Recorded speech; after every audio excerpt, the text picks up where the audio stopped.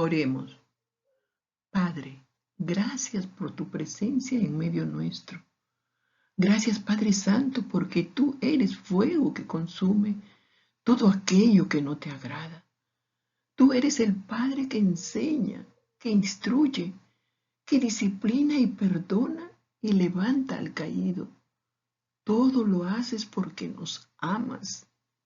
Hoy te pido, Espíritu Santo, que tu palabra se grave en nuestras mentes y en nuestro corazón. Ayúdanos, Señor, a perseverar siempre y desear ser transformadas por tu poder. Te lo pedimos en los méritos de nuestro Señor Jesucristo. Amén y amén.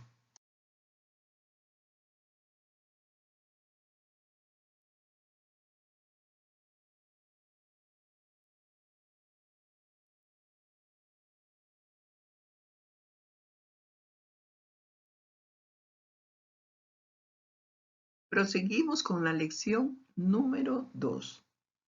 Hoy vamos a ver cómo la transformación trascendental de Dios no es optativa para la Iglesia de Cristo, para los redimidos del Señor, y que cada hija de Dios o cada hijo del Señor se dé cuenta de la importancia que Dios le da y la importancia que debe de ser para nosotras, para nuestra propia vida. Este estudio tiene 3 partes muy importantes.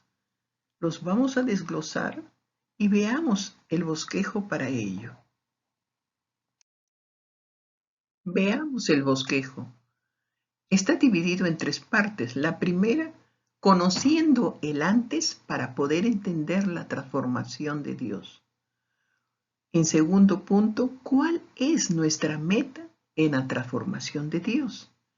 Y como último punto, ¿cómo se produce la transformación de Dios en la vida de sus hijos e hijas? La transformación trascendental de Dios. Conociendo el antes para poder entender la transformación de Dios, veamos el primer contraste del antiguo pacto con el nuevo pacto. Hebreos 8:10 nos dice, por lo cual este es el pacto que haré con la casa de Israel después de aquellos días, dice el Señor. Pondré mis leyes en la mente de ellos y sobre su corazón las escribiré y seré a ellos por Dios y ellos me serán por pueblo. Cuán importante es entender esto, porque antes de crear al primer hombre, Dios ya tenía un plan maravilloso para la humanidad. Dios sabía que Adán y Eva le iban a desobedecer. Él sabía que los hombres se rebelarían contra él. Él sabía que de Adán produciría una raza de pecadores. Pero Dios tenía un plan maravilloso para todos. Veamos, ¿qué nos revelan las Escrituras? En el antiguo pacto Dios entregó sus leyes en tablas de piedra. Pero en el nuevo pacto, así como hemos leído en Hebreos 8:10, nos dice que Él iba a poner su palabra en la mente de ellos, o sea, de todos los redimidos, y sobre su corazón las iba a escribir. Y Él sería nuestro Dios y nosotros seríamos su pueblo. En el antiguo pacto, Moisés pudo ver en parte solamente la gloria de Dios, vio sus espaldas, y eso lo pueden ver ustedes si desean en casa, Éxodo 33 del 18 al 22. Pero milagrosamente, por la gracia infinita de Dios, nosotros los redimidos, todos podemos hoy disfrutar este privilegio de ver con los ojos de la fe la gloria de Dios por la persona de Jesús, así como se revela en el Evangelio. Es grandioso. Dios nos ha abierto los ojos de la fe para que veamos al Señor Jesús en toda su gloria. Veamos el segundo contraste del antiguo pacto con el nuevo pacto. Leamos 2 Corintios 3:6. el cual asimismo nos hizo ministros competentes de un nuevo pacto, no de letra, sino de espíritu, porque la letra mata, pero el espíritu vivifica, es decir, da vida. El problema no está en la ley de Dios, sino el problema es nuestro, del ser humano, la carne. La vieja naturaleza se rebela contra Dios. Por su sangre el Señor Jesucristo nos perdona y nos limpia de pecado. Así que el perdón es característico del nuevo pacto que Dios nos ha dado. Hebreos 8:12 lo dice. El perdón de nuestros pecados está basado en la justicia de Cristo. Si Dios dice que nos perdona, hay que aceptarlo por la fe. La psicología que ha ingresado a la iglesia de Cristo, en muchas iglesias se enseña esto, y es una falsa doctrina, porque dicen, perdónate a ti mismo cuando hacen retiros o cuando tienen problemas la persona de que se siente mal emocionalmente, le dicen, perdónate a ti mismo y vas a estar tranquila o tranquilo.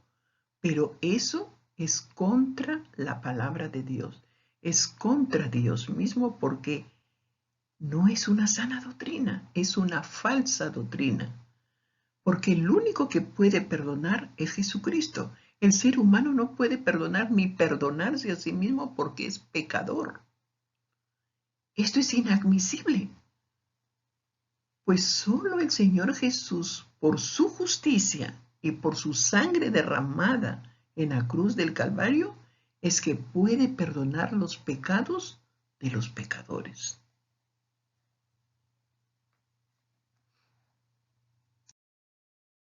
Observemos lo que nos declaran las Escrituras en 2 de Corintios 3, versículos 14 y versículos 16. Vamos a leerlo. Dice la palabra del Señor, pero el entendimiento de ellos se embotó, porque hasta el día de hoy, cuando leen el antiguo pacto, les queda el mismo velo no descubierto, el cual por Cristo es quitado. Pero cuando se conviertan al Señor, el velo se quitará. Y 2 de Corintios 4, versículos 3 y 4 nos dice, pero si nuestro evangelio está aún encubierto, entre los que se pierden está encubierto, en los cuales el Dios de este siglo cegó el entendimiento de los incrédulos, para que no les resplandezca la luz del evangelio, de la gloria de Cristo, el cual es la imagen de Dios. Esa persona que está dentro de alguna iglesia le está creyendo a la psicología porque aún tiene el velo. No entiende lo que es el nuevo pacto. Y eso es triste porque todavía no tiene la luz de Cristo. No puede ver más allá de lo que ella o él puede entender. Los que son de Cristo sí lo entienden, porque la luz del Señor les ilumina por el Espíritu Santo. Y 2 de Corintios 4:6 lo dice, porque Dios que mandó que de las tinieblas resplandeciese la luz, es el que resplandeció en nuestros corazones para iluminación del conocimiento de la gloria de Dios en la faz de Jesucristo. Es así. Dios lo hace todo por sus hijos, por sus redimidos. Vamos a ver la transformación trascendental de Dios en el versículo, en el texto que vamos a estudiar, 2 de Corintios 3:18. La palabra del Señor dice, por tanto, nosotros todos mirando a cara descubierta, como en un espejo, la gloria del Señor, somos transformados de gloria en la misma imagen como por el Espíritu del Señor. Lo que Dios hizo y preparó el camino para establecer el nuevo pacto, teniendo como mediador a nuestro Señor Jesucristo, Ahora podemos entender, después que hemos visto el antes, podemos entender la transformación trascendental de Dios en la vida de sus hijos. Y vamos a ver la segunda parte y la tercera parte para poder comprenderlo mucho más. La transformación de Dios no depende de cuánto nosotros hagamos cualquier cambio, porque a veces de repente alguien te dice, mira, tú estás mal en esto, debes de cambiar. Y tú decides cambiar. ¿Por qué? Quieres honrar a Dios, quieres obedecerle, pero lo haces en tus fuerzas y eso no dura, porque es de las fuerzas naturales, no viene del espíritu, viene de la carne. Y todo lo que viene de la carne ofende a Dios y no dura. Eso dice Romanos capítulo 8. Entonces, tenemos que entender que la transformación solo la puede hacer el Señor por medio de su Santo Espíritu. Y vamos a ver, fíjense lo que dice aquí en 2 Corintios 3:18. Nos lo declara todo el Señor. Dice bien claro, por tanto nosotros todos, o sea, no es para un solo redimido, es para todos los redimidos, todos aquellos que se han arrepentido de sus pecados y que han aceptado la obra expiatoria de Cristo en la cruz del Calvario a su favor. Y lo tienen como el Salvador y el Señor de sus vidas. Dice, todos los redimidos, o sea, todos los cristianos, los verdaderos hijos de Dios, dice, mirando a cara descubierta como en un espejo, la gloria del Señor. O sea, una de las cosas que tenemos que hacer nosotros los redimidos es, ya que tenemos cara descubierta desde que nos hemos convertido al Señor, vemos la gloria del Señor. En esa relación íntima que podemos tener con el Señor, en comunión con Él, con su palabra, en obediencia, por amor, es que podemos estar viendo la gloria del Señor. Y dice, de esa manera somos transformados de gloria en gloria. Cuán importante es eso entender cuando somos obedientes a su palabra.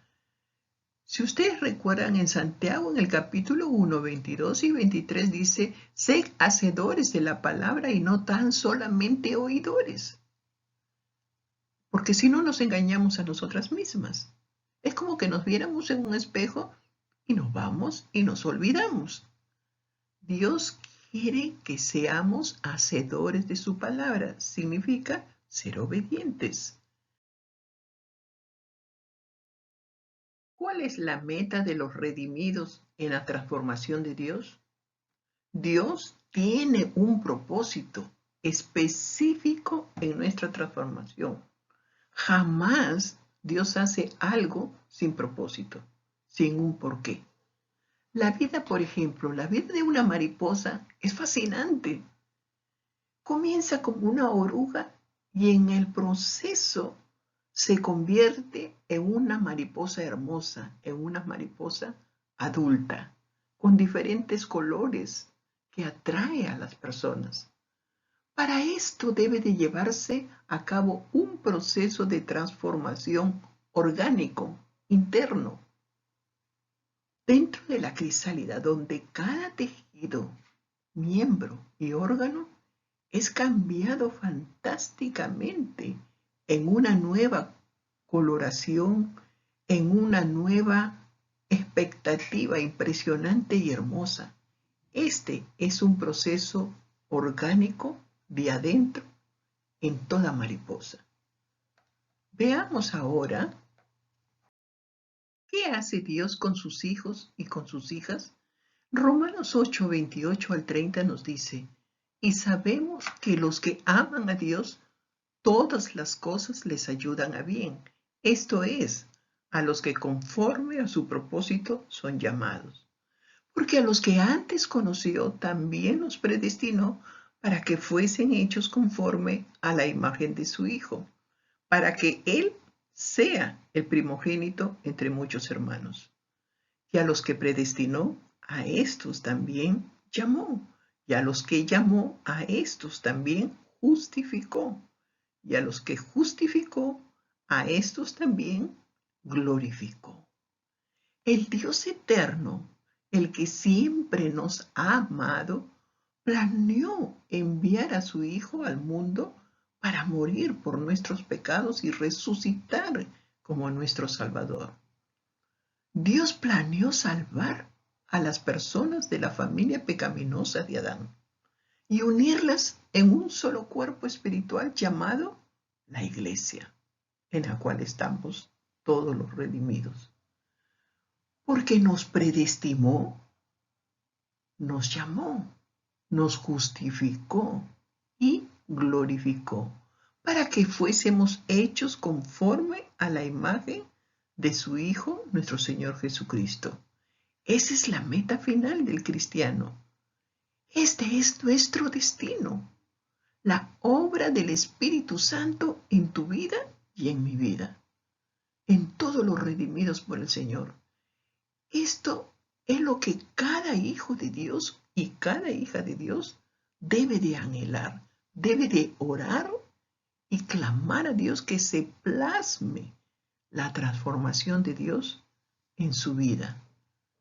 Dios dice que su propósito en cuanto al hombre no fue producto de un pensamiento tardío, no, sino que Dios lo determinó antes de la fundación del mundo.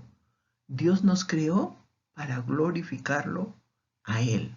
Ya desde el principio fuimos creados en la imagen de Dios. Ustedes saben en Génesis 1, 26, 27 lo dice bien claro que nos creó a su imagen.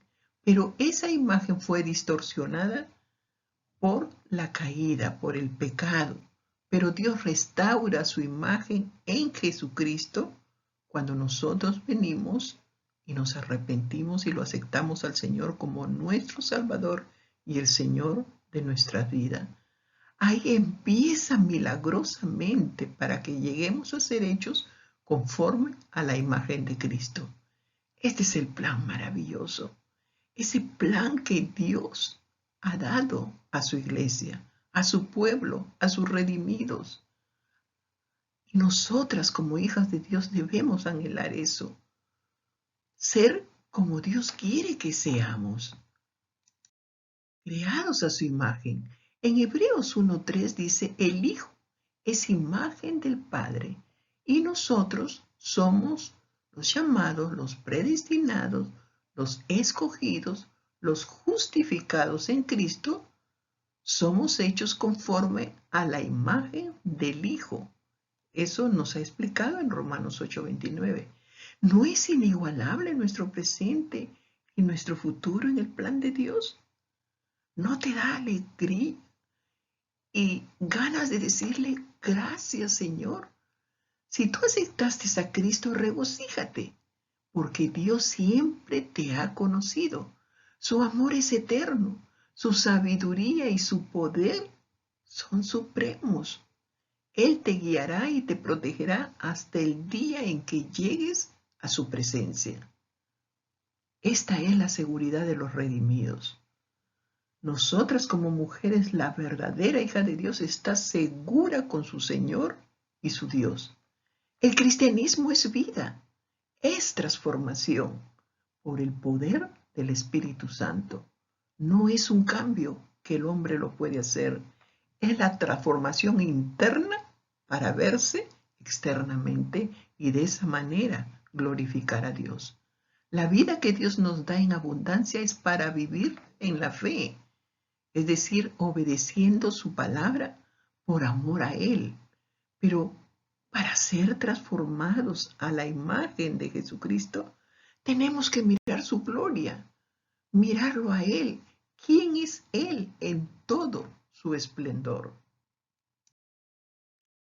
¿Cómo se produce la transformación de Dios en la vida de los redimidos? A todos los seres humanos no les gustan los cambios, porque demanda salir de nuestra comodidad, salir de nuestra seguridad, de nuestros hábitos. Y a veces muchas mujeres y hombres que están dentro de la iglesia siguen actuando así. Se resisten a la transformación que Dios quiere hacer en sus vidas. ¿Por qué? El no hacerlo no es correcto, porque la voluntad de Dios es transformarnos a toda su iglesia, transformar a todos sus hijos para su gloria. Entendamos ahora que hay una gran diferencia entre cambio y transformación. El cambio es importante, pero ese cambio es de afuera. Lo puede producir el ser humano. Alguien, por ejemplo, te advirtió o tú te diste cuenta de que algo está mal en tu propia vida, en tu familia, como madre, como esposa, o en el ministerio tal vez. Y muchas cristianas cambian de esta forma y creen erróneamente que eso viene de Dios cuando no es así. Porque lo hacen en sus propias fuerzas, en sus propias estrategias, pero a la larga eso no dura. Solamente lo que viene de Dios tiene frutos para su gloria. Quiero que comprendan entonces que la transformación que Dios hace en la vida de sus hijos, de su iglesia, es muy diferente al cambio que lo puede hacer cualquier ser humano.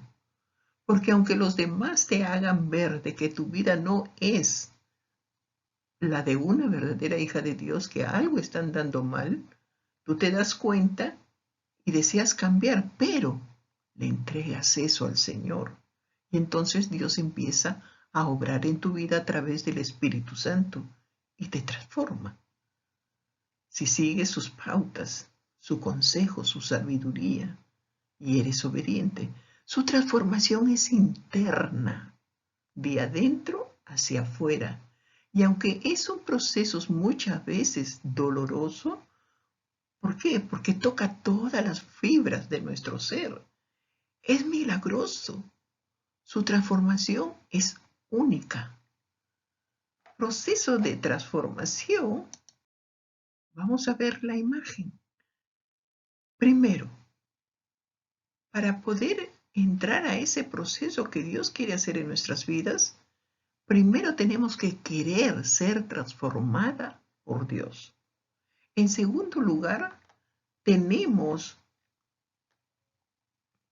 que saber que necesitamos ser transformadas por Dios. O sea, querer y saber.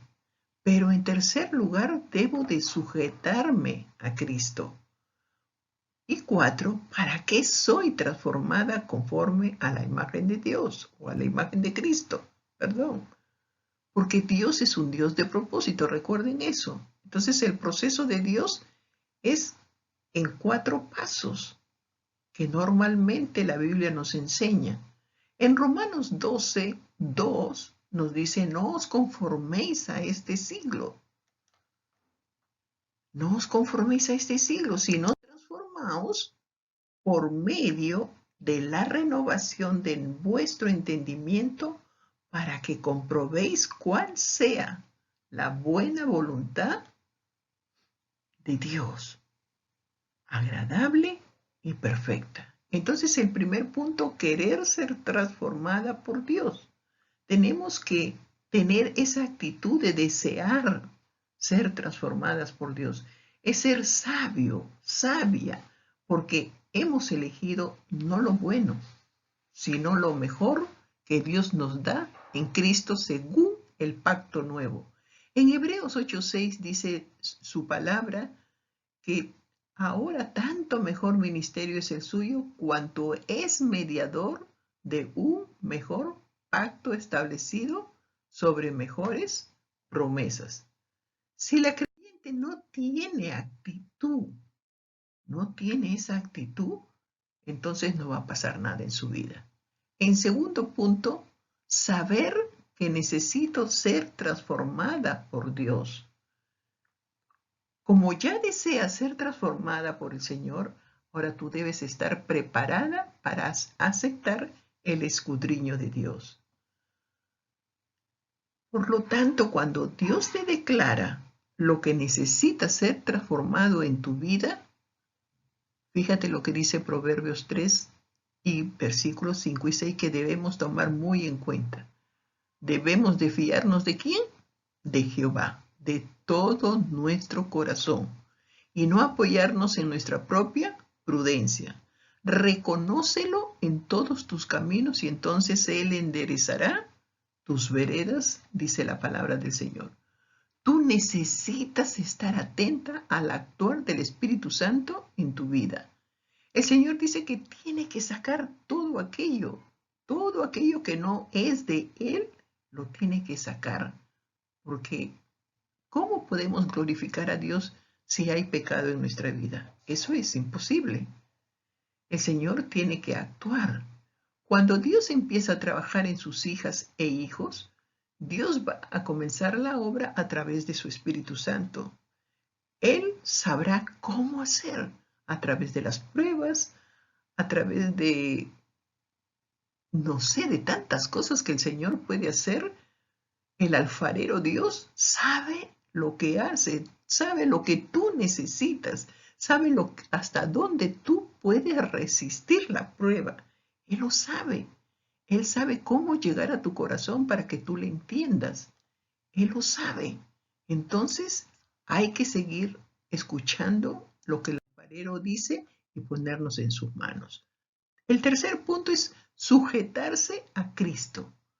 Muchas mujeres han perdido la bendición del proceso de Dios por sus afanes. Tal vez por la ignorancia de la palabra de Dios, por su falta de voluntad y sus caprichos de creer que saben algo cuando no saben nada. No son sabias ni prudentes ni humildes de corazón. Mateo 11, 28 y 29 nos dice el Señor Jesucristo: aprende de mí, que soy manso y humilde. Aprende de mí, dice el Señor, nos dice a cada una de nosotros, cada uno de sus hijos. Nunca este tipo de personas consigue avanzar, se estancan a sí mismas en todos los aspectos de su vida.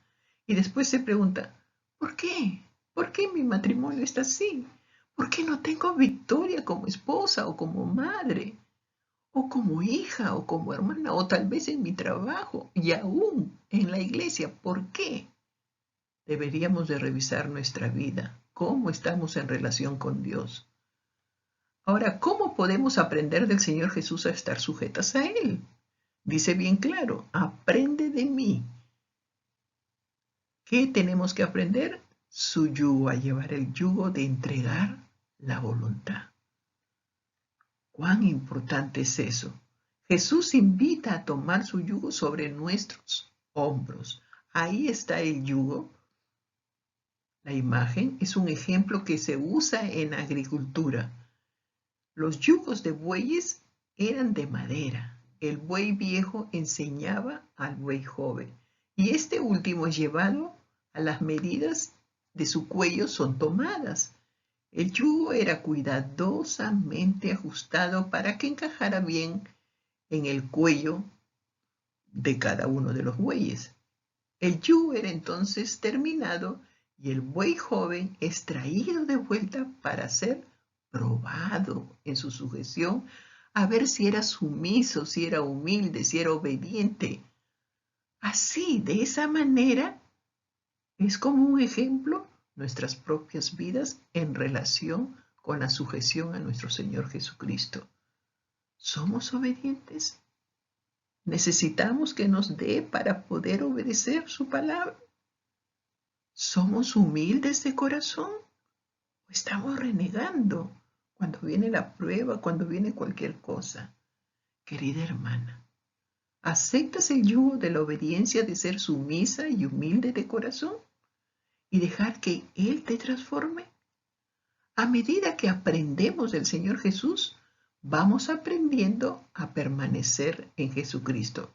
La Biblia dice en Juan 15:5, en el color amarillo, el que permanece en Él, o sea, en Jesucristo, éste lleva mucho fruto. ¿De qué fruto está hablando el Señor? No es de cuánto sirves en la iglesia, de cuánto provees. No, el Señor no está hablando de eso. El Señor está hablando del fruto que Dios produce a través de su Espíritu Santo en la persona transformada por Él. ¿Y cuál es eso? Dice en Gálatas 5, 22 y 23, el color celeste. Mas el fruto del Espíritu es amor, gozo, paz, paciencia, benignidad, bondad, fe, mansedumbre y templanza.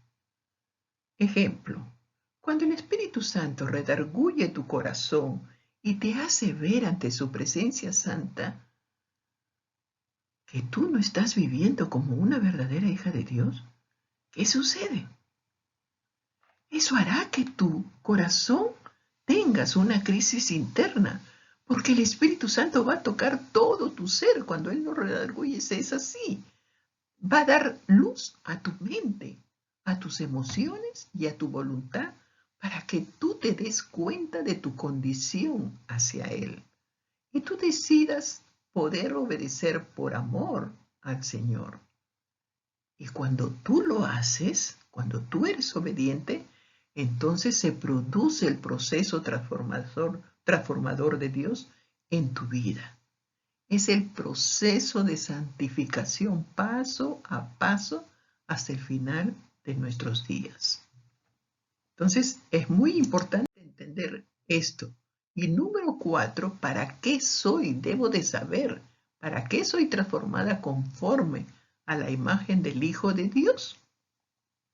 En Romanos 8:29 dice, porque a los que antes conoció, también los predestinó para que fuesen hechos conforme a la imagen de Jesucristo, para que Él sea el primogénito entre muchos hermanos.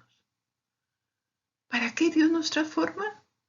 Dios nos transforma para ser como Cristo y junto a nuestras demás hermanas transformadas, siendo Él el Señor Jesús, nuestro hermano mayor, obedeciendo su palabra y glorificando su nombre. Somos la familia de Dios. Eso nos está diciendo el Señor. Él busca una familia. Esa es nuestra meta en la transformación, llegar a ser conforme a la imagen de Jesucristo y poder tenerlo al Señor Jesucristo como el hermano mayor, el primogénito entre muchos hermanos. Cuando aceptamos muy bien en nuestra vida el proceso de la transformación de Dios, entonces estamos en las manos del Dios Todopoderoso. Cuando la cristiana va siendo transformada conforme a la imagen de Dios, su vida es victoriosa. Aún en los momentos difíciles está capacitada por Dios para realizar su obra en medio del cuerpo de Cristo, su iglesia. Y Dios efectúa su transformación trascendental en la vida de todos los que le aman.